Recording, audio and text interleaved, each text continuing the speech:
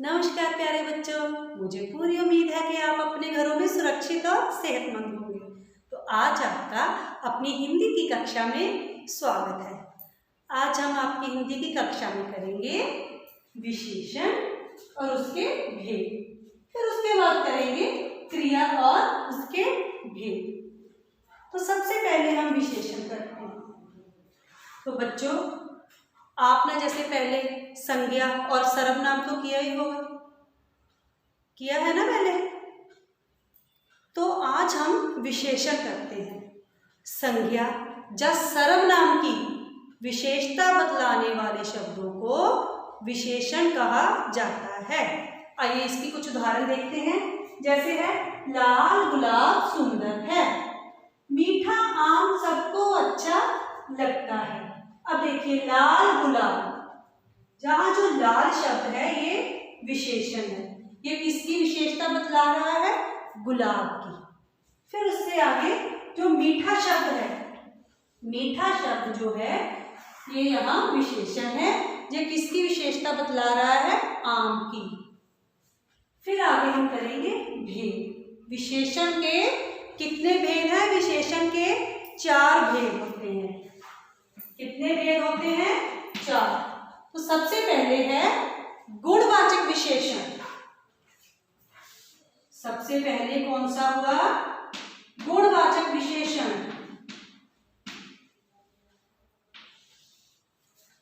फिर उसके बाद है संकेतवाचक विशेषण।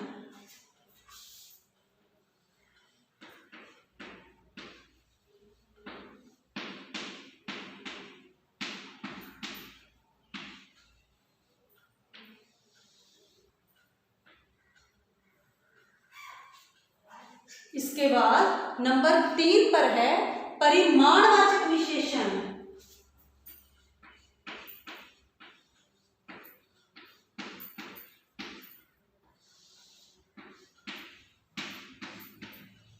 और नंबर 4 पर है संख्यावाचक विशेषण।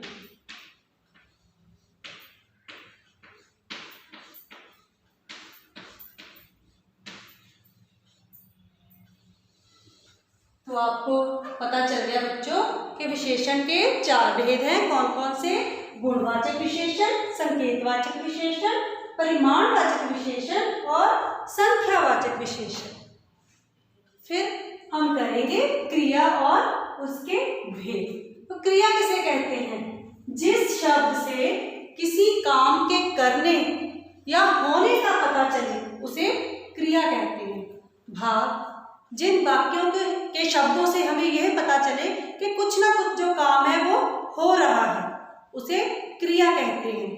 इसके उदाहरण देखते हैं। जैसे पिताजी चाय पी रहे हैं, माँ टीवी देख रही है। इन शब्दों में पी रहे हैं, देख रही हैं, यह क्या है? इनसे हमें पता चल रहा है कि कुछ ना कुछ जो काम है वो हो रहा है, अतः ये क्रिया है। फिर आगे करेंगे हम क्रिया के भेद। क्रिया के कितने भेद हैं? क्रिया के 2 भेद हैं। क्रिया के 2 भेद हैं। कौन कौन से?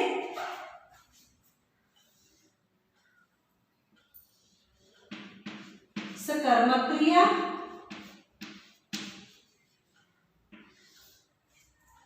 अकर्मक क्रिया।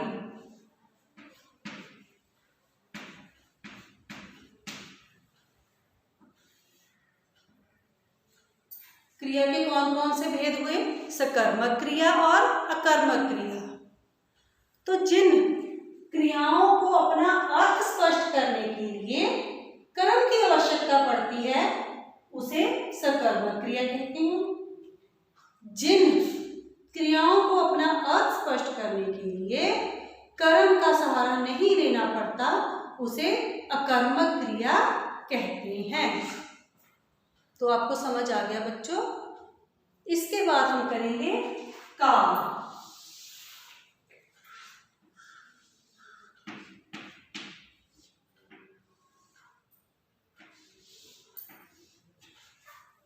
काल किसे कहते हैं? जिन शब्दों से हमें काम के होने के समय का उसे काल कहते हैं। काल के 3 भेद हैं। कौन कौन से? भूतकाल,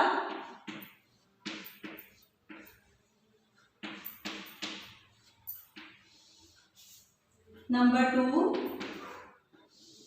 वर्तमान काल, और नंबर 3 भविष्य काल।